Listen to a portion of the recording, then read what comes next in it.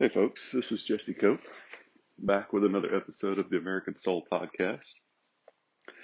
We're going to try and finish up this bit on Thomas Jefferson and the Danbury Baptists today. So hopefully y'all remember where we left off a couple days ago. If not, you can go back and listen to the last few seconds of the previous podcast, and then I'm just going to start this one pretty much right there.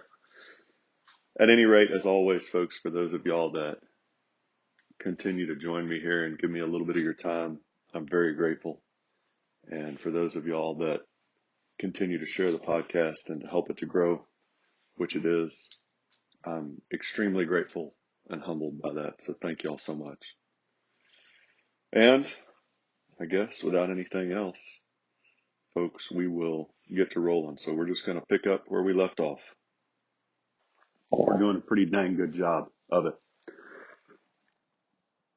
So I got so tied up, I lost my train of thought. The point is, folks, Jefferson didn't mean to kick God and Jesus Christ out. A. B. He wasn't there when this stuff was argued. And if you'll go back, we've talked about Fisher Ames a number of times on this podcast, and we will continue to. We'll go back and hammer down on some of his comments again at some point. But he was the man that actually created the final wording for the First Amendment. And he believed that the Bible should be in schools, in education. So the guy that wrote the First Amendment wanted the Bible in there strongly. And yet somehow we're going to take one line from a letter 13 years later from a man that wasn't there at the arguments for the First Amendment, and we're going to use that as justification for ripping God out of education and our public policy. And that doesn't seem strange to anybody. That just seems like something yeah, that's a good idea. We ought to go ahead and go along with that. That makes sense. That's just insane.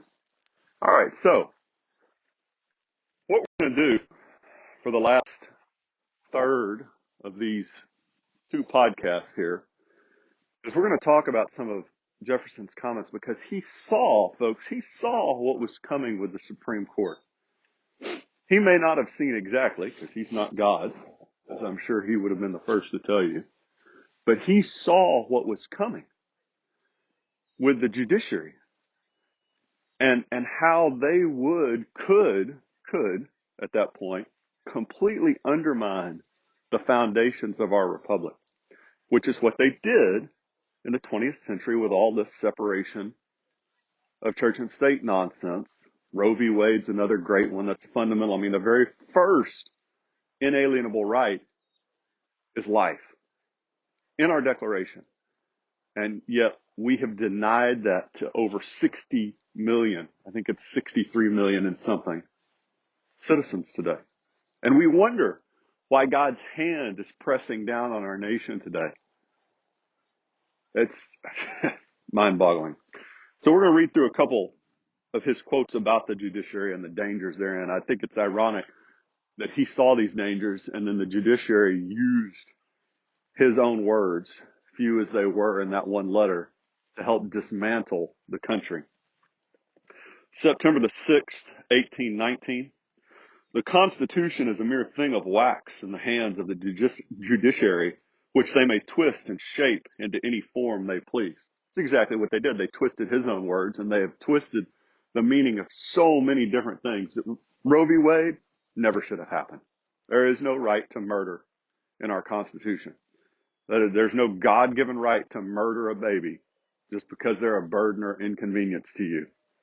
Right? But that goes back to separation of church and state. As soon as we started kicking God out, then anything goes, right? Marriage, always. God-given institution between a man and a woman. Not a man and a man, not a man or a woman and a woman, not a man who thinks he's a woman that's married to a woman who thinks she's a man, whatever.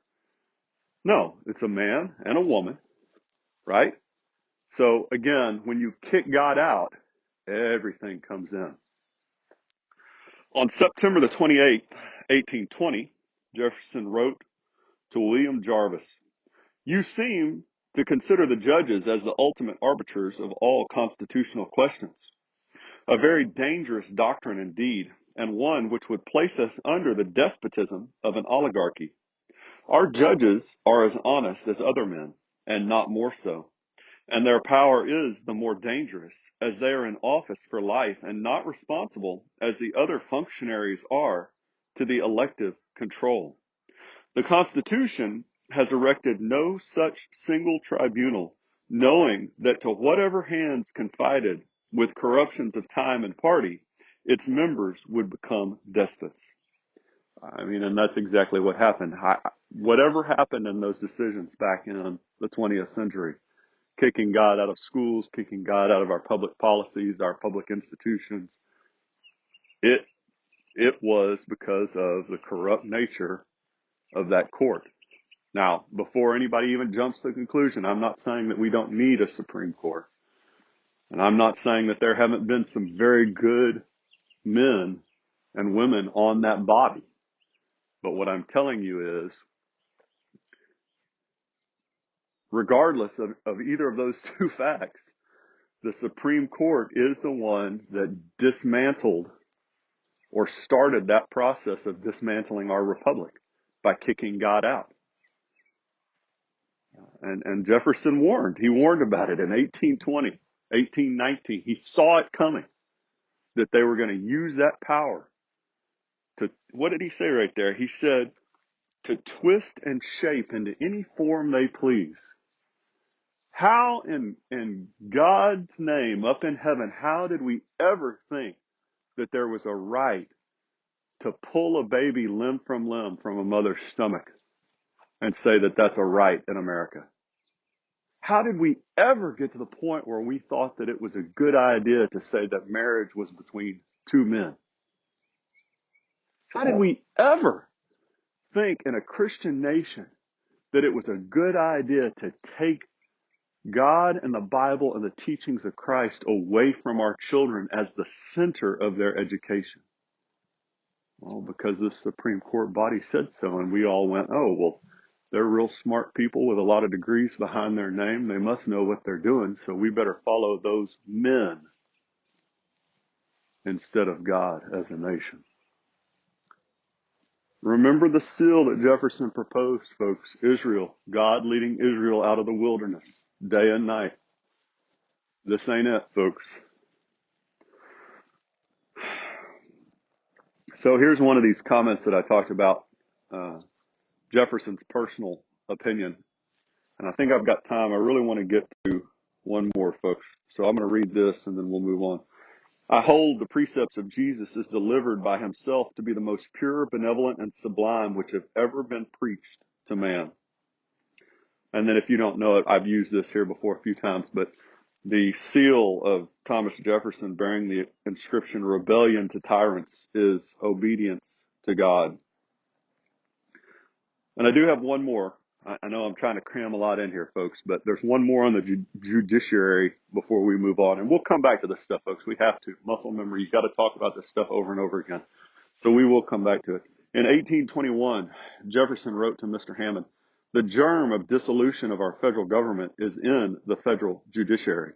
An irresponsible body for impeachment is scarcely a scarecrow, working like gravity by night and day, gaining a little today, a little tomorrow, and advancing its noiseless step like a thief over the field of jurisdiction until all shall be usurped from the states."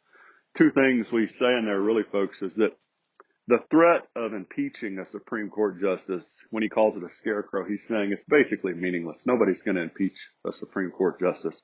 And we see that. We've had some horrific ones that have done some really bad things. And do they get impeached? No. No, they don't. So he was saying the threat there is, it's really not a threat. It's just pretend. And then the other thing is just they take a little and a little and a little more. And that's exactly what we've seen over the last century. Well, you kick God out first. And then you say that killing a baby isn't killing a baby. And then you say that a man being married to a man is marriage, or a woman being married to a woman is marriage. And then you say that men can be women and women can be men. And it's just a little bit more and a little bit more and a little bit more until you look up all of a sudden And we live in this just crazy, evil, despotic country. And it's, as Jefferson said, this germ of dissolution. It may not now be acted upon by the Supreme Court, but that's where it started. That's where that germ, that infancy started in the Supreme Court. That's where it came from. You go back to his earlier comment again, because they twist and shape the Constitution to mean whatever they want it to mean.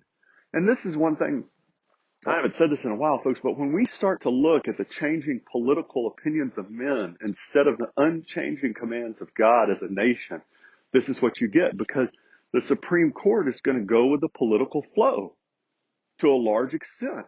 They're going to go with whatever is favorable. So if we don't go back to Adam's comment here, if we are not a moral and religious people, if we're an evil people, a corrupt people, an unvirtuous people, if we're not virtuous, then neither are the people that we put in power going to be. And they're going to go whatever direction feels comfortable. So I had quite a few others, folks, but we're already pushing podcasts pretty hard. So this one is just, I wanted to finish with this. Of all the systems of morality, ancient or modern, which have come under my observation, none appear to me so pure as that of Jesus. The doctrines which flowed from the lips of Jesus himself are written with the comprehension of a child, but thousands of volumes have not yet explained the Platonisms engrafted on them. Had the doctrines of Jesus been preached always as pure as they came from his lips, the whole civilized world would now have been Christians. I have always said, I always will say, that the studious perusal of the sacred volumes will make better citizens, better fathers, and better husbands. 1, the doctrines of Jesus are simple and tend to the happiness of man. 2, there is only one God, and he is all perfect. 3, there is a future state of rewards and punishment. 4, to love God with all the heart, and thy neighbor as thyself is the sum of all. These are the great points on which to reform the religion of the Jews. No one sees with greater pleasure than myself the progress of reason in its advance toward rational Christianity. And my opinion is that if nothing had ever been added to what flowed from his lips, the whole world would, at this day, have been Christian. Had there never been a commentator, there never would have been an infidel. I have little doubt that the whole country will soon be rallied to the unity of our Creator, and I hope to the pure doctrines of Jesus also. Jefferson was a great proponent of the precepts of Jesus Christ. And if you know anything about Jesus Christ's comments, he says that he didn't come to abolish the law, but fulfill it. So he didn't come to take away the commands of the Old Testament, but to fulfill them. So when you look at the teachings of Christ, when you take that Bible, the Bible as a whole, right, that is God speaking, because Jesus Christ is God. He's the Son of God and therefore equal to God, right? And what Jefferson is saying here, it's just probably the best line here, folks, is besides, those 4 points, it's all great, but I always will say that the studious perusal of the sacred volume will make better citizens, better fathers, and better husbands. Men in particular, folks, but men and women both. But if we're going to be leaders, men, from a Christian sense, if we're not spending time with God in the Bible and in prayer, we're letting down our wives, we're letting down our children, we're letting down our nation, and last, we're really letting down ourselves. We're less than what we should be. Jefferson knew this. Jefferson commented on this, obviously very passionately. There's a little side comment somewhere I read recently that his I think it was a 4-volume Bible was one of the most well-worn books in his entire library. This wasn't a man that wanted to kick God and Jesus Christ out of the United States government and out of education. This was a man that knew that that's exactly where God and Jesus Christ belong to be center of. We have allowed ourselves to be duped for almost 80 years now, give or take, folks. We've allowed ourselves to follow imperfect men who have twisted and molded and shaped words to mean whatever they wanted them to, instead of following God and paying attention to Him. And there was a quote I didn't get to, folks, but Jefferson he knew that God was a just God, and he trembled because of it, because he knew that his country was in trouble. And we are, folks. We're in deep trouble. There's some dark days coming. And I think we're past the point of avoiding those dark days. The only question is, how are we going to come out on the other side? Are we going to turn back to God and Jesus Christ as individuals, as men and women, husbands and wives? Or are we going to turn more away from Him and go the direction of so many other godless countries throughout history? There's some pain coming, folks, just like our founders went through. And the only hope that I have to offer you, which is the only real hope there is in this life or the next, folks, is Jesus Christ and God.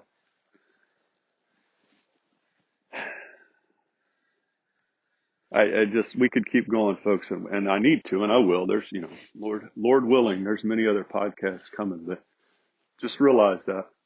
That's the whole sum of the thing, and realize that separation of church and state was in no way ever valid, ever. It was a completely immoral decision, and there was no real basis for it at all. There was no basis for it, period, not real basis. They took Jefferson's words first, and they twisted them to mean what they didn't mean. And then they molded and shaped and twisted the words of the First Amendment to mean what it didn't mean. And that is just about where every single thing has come from bad for this country over the last 80 years. As far as internally, folks, you can draw everything back to it almost. And the only reason I say almost is just because I'm obviously not familiar with every single evil. And so maybe there's something out there that came a different way. Wherever you are, folks, remember Patrick Henry's words. You have influence, whatever your sphere of influence is. Remember that righteousness exalts a nation, but sin is a reproach to any people. Spread the light. Shine a candle in the darkness. All things are possible with God. He tells us that. We may come through this thing smelling like a rose on the other side, folks. We may come through and be stronger than we ever were. Or we may be in the twilight of the American Republic. But either way, cling to Jesus Christ. Hold to Him. Look to Him. Because that's the only real hope we've got, folks, individually or as a nation. And trust Him. It may not turn out the way we want it to, but we can still trust Him. God bless y'all. God bless your families. God bless America. We'll talk to y'all again real soon. Looking forward to it.